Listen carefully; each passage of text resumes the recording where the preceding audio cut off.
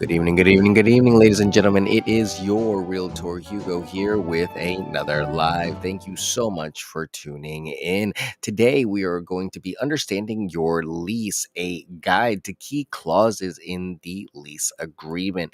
As always, it is my pleasure to make your acquaintance. I am Hugo Quintanilla, your local Realtor in Maryland, licensed with Long and Foster. It is truly a pleasure to speak to all of you again for another day. And like I said, we're going to be understanding the lease today, looking at a lease agreement and what are some of the key parts of a lease agreement that you should understand. Now, as always, I'm a licensed realtor in Maryland. I can help you all across the United States and the world, but every lease agreement is different. So make sure that you are reading your lease agreement thoroughly, that you're working with a real estate professional or a realtor, and that you know and understand what you're signing. Contracts are legally binding in front of the United States Court of Law. They are not a joke. And they are enforceable if they're written correctly. So, today, this is a guide to some clauses and a few things that you might find very commonly in most lease agreements. But like I said, every lease agreement might be slightly different. So, our goal is to demystify the lease and understand some of the key causes. So, welcome. And this will hopefully give you knowledge on your rights and responsibilities. And so you can avoid potential conflicts and have a smooth renting experience. The essential points really will cover security deposits, tenant responsibilities, and termination receipt procedures. One of the first things that you will notice when you look at your lease agreement is the parties involved. And that's going to be kind of the first area we're going to look at. We're going to look at the landlord or the lessor. Identify the full legal name of the landlord and any contact information provided, phone number, email. If it's a property management company, be sure to understand their role and how to reach them for issues. So that's something to keep note of in the lease agreement, that there is a landlord that is signing off and who that landlord is and who you are going to be paying rent to. The tenant or lessee. Verify your full legal name matches exactly on the lease agreement and on your formal paperwork. Confirm the number of tenants allowed and if there's any procedure for adding or removing roommates. It is your responsibility to inform the landlord of any changes of who's going to be staying there and how many occupants there are. Identifying the parties involved is crucial, ensuring your name on the lease matches your ID exactly. Understand who your point of contact is for any question or concern, and make sure that you know who it is and if it's going to be directly with the landlord or with a property management company, and what is their best practices and procedures for getting things done around the property. Point number three, lease terms and rent. Lease term. Pay attention to the start and end date of your lease. Be aware of whether it's a fixed term, specific duration, meaning that it starts and ends in a certain amount of time, or month to month with a termination notice that's required. Month to month leases tend to be more expensive because there is that risk that you could just leave. Now, also, the termination notice is varied depending on every lease. In most apartments, it tends to be longer so that they have a confirmation of whether or not you're going to be in the property or whether or not they need to lease it. Some can be as early as 90 days where they let you know, hey, we're going to be, either renewing or they ask you rather, are you going to be renewing your lease or are you going to be moving out? Sometimes they will proactively tell you, hey, we're not going to be renewing your lease, but I'm pretty sure that the majority of you are good tenants. So they're going to be inviting you back. Usually within 90 days, you know, and usually within 60 days, you have to confirm by writing what you're going to do. So that gives you a certain amount of time to find a property. And you got to keep that in mind, because more often than not, what ends up happening is people get comfortable. They fall into the trap of rentals, and they never really keep moving forward in their real estate journey. They just stay stagnant in that property, which isn't wrong. Don't get me wrong. There's nothing wrong if it's, in your price point, if it's works for you and your family, there's nothing wrong with leasing. But it's, at the end of the day, my goal is always to teach you the best way to get into a home and to make it your own. So, continuing further, the rent amount. Confirm the exact monthly rent amount and if there are any additional rent charges. For example, parking fees, if there's any extra lawn care fees. There could be a whole series of things that could be part of extra fees. If there's a repair deductible, that's also something that's very common here in Maryland, and what that deductible includes and excludes. Ask about potential rent increases and how much notice the landlord must give. In the wonderful thing about Maryland is that a lot of these things are already written in our contract, but in many places around the nation, there are not that specific. So make sure that you know these key questions. Due date. Identify the specific day of the month rent is due to avoid late fees. Consider setting up automatic payments to ensure on time rent payments. Late fees. Understand the late fee amount and any grace period offered before the late fee is applied. And late fees are not um, to be taken as part of, hey, you can pay the late fee and there's not going to be any penalty for that. Most landlords see a tenant that's paying their rent late and has to incur a late fee consistently, or is not paying their rent at all, is going to be less likely to renew your lease for the next time or invite you back. Remember, we are still, it's not about just getting into the property. It's about maintaining a good rapport with the landlord and a good relationship with them. And paying the lease on time is one of the biggest responsibilities for a tenant. I don't see too many landlords recommending tenants when they haven't paid their leases. It just doesn't happen. The lease term defines how long you're obligated to rent. Be aware of the start and end dates and if it's fixed or month to month. The rent amount should be clearly stated along with any additional charges. And know the dates and the due dates and late fee structures to avoid financial penalties, because really it is your responsibility to stay on top of these things. Your landlord has given you the opportunity to enjoy this property.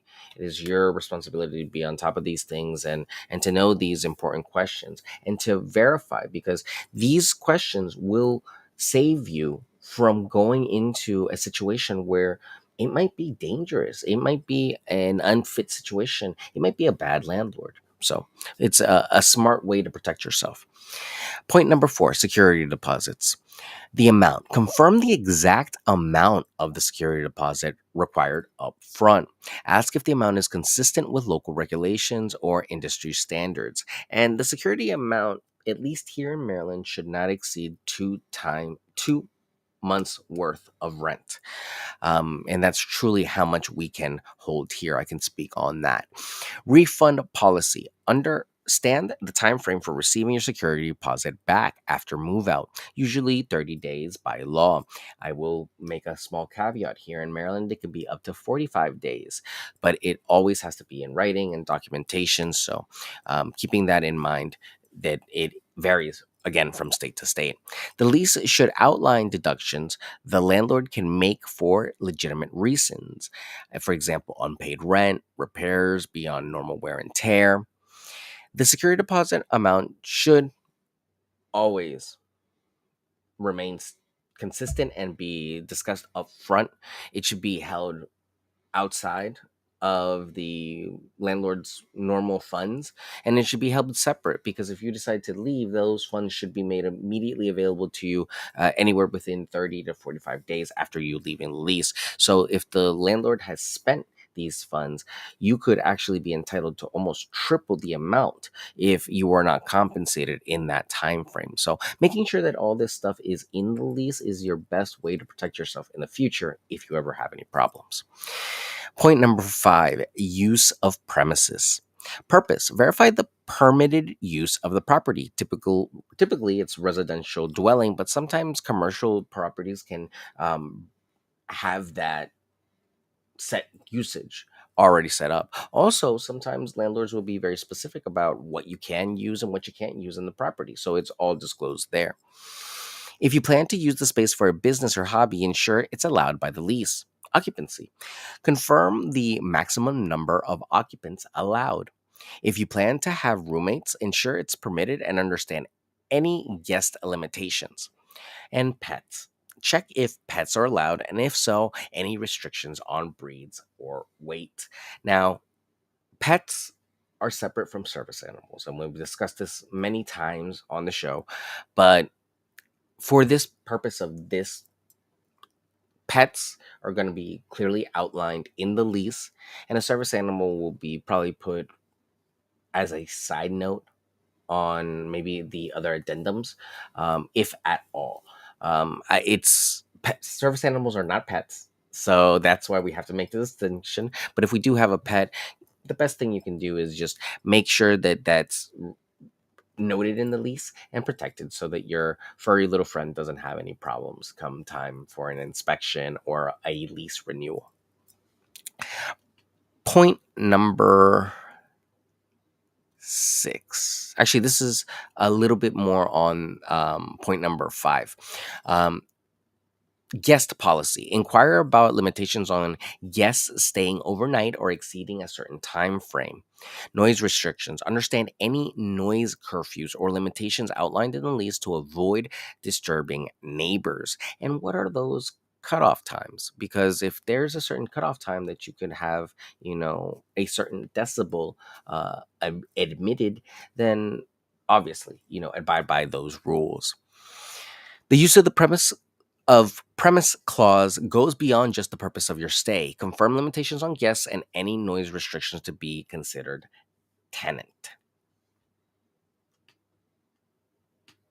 And point number 7, landlord's responsibility. The lease should specify the landlord's responsibility to maintain the property's structure and major systems, for example, the plumbing, electrical, and the roof. Inquire about the time frame for the landlord to respond to maintenance requests. Is it going to take 2 days? Is it going to take 24 hours? What is the time frame for my questions to get answered? Tenant's responsibilities: the lease should outline your responsibilities for maintaining the general cleanliness and upkeep of the property. For example, the trash removal and the minor repairs, such as light bulbs and maybe gutter cleanings. Understand what constitutes normal wear and tear versus damage for which you might be liable. Repair request procedures: the lease should detail the process for requesting repairs from the landlord. Is there a preferred method? For example, written, online portal, or a phone call? What's the best way of communication with the landlord? Make sure that's established. Ask if there's any emergency contact number for urgent repairs, and make sure that all this stuff is either summarized or outlined for you in an easy space so that you can reach out to them as best you can. Most leases here in Maryland have a lease summary that kind of condenses all this key points down into a one-page sheet. But the best thing you can do is protect yourself and just jot this down for your memory. Point number 8 for today: included utilities. Identify which utilities are included in the rent. For example, the water or the trash collection, or maybe even the electricity. You never know.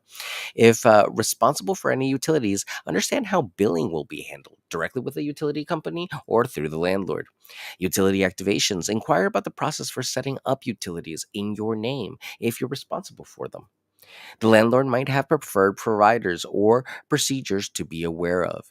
And understanding which utilities are included in your rent avoids confusion on your monthly expenses. If responsible for setting up utilities, know the process if there are any recommendations for the landlord. And also, it is super easy nowadays to get utilities started and moved into your name. You just need a little bit of forethought. So as soon as you get the lease recorded and as soon as everyone signs, make sure that you are taking your time to call your local electric, water, and heating company to set up this procedure. And it takes some time, so you gotta get that ball rolling. But there are tons of online portals from the majority of these companies now that can help you get this done faster. So that is a great plus. Point number 9, notice period. Understand the required notice period, typically 30 or 60 days, you must give the landlord before moving out.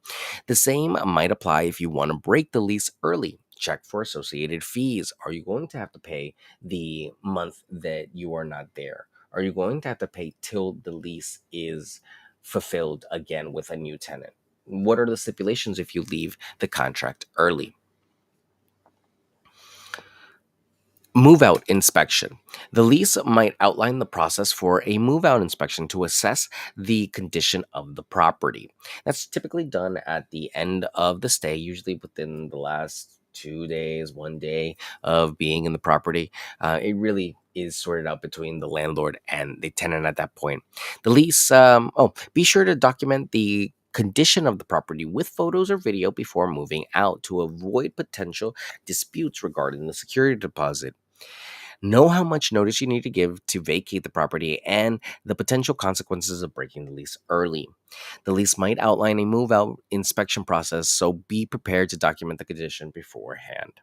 And the last point for tonight on knowing your clauses for the lease agreement is any additional clauses and questions. Review additional clauses. Carefully read through any other clauses in the lease that might be specific to the property or the landlord's policies. For example, subletting, parking restrictions, or access for repairs. Don't hesitate to ask questions. If there's anything unclear in the lease agreement, don't hesitate to ask the landlord for clarification before signing. There might be some additional clauses specific to the property in the additional clauses. There might be conditions that you might not agree with. So make sure that you read them thoroughly and ask questions if anything is unclear. A clear understanding of the lease protects both you and the landlord. So make sure that you do yourself that due diligence and don't be shy.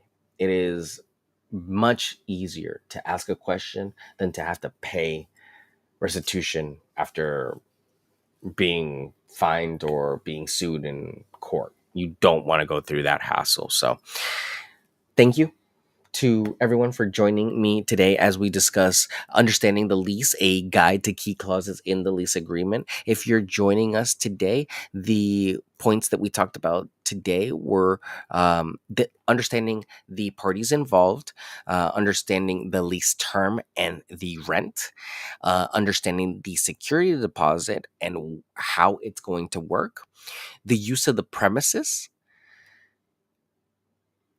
maintenance and repairs, utilities, termination of the lease, and any additional clauses that the landlord might have incorporated for that particular property. So, if you have any further questions about leasing, buying, selling, investing, I would be more than happy to help you out. So feel free and reach out. Again, my name is Hugo Quintanilla, a licensed realtor in Maryland, but I can help you all over the United States. My phone number is 240-389-4846, and my email is hugo@lnf.com. My website is yourrealtorhugo.com. And as always, ladies and gentlemen, it is a pleasure to speak with you again.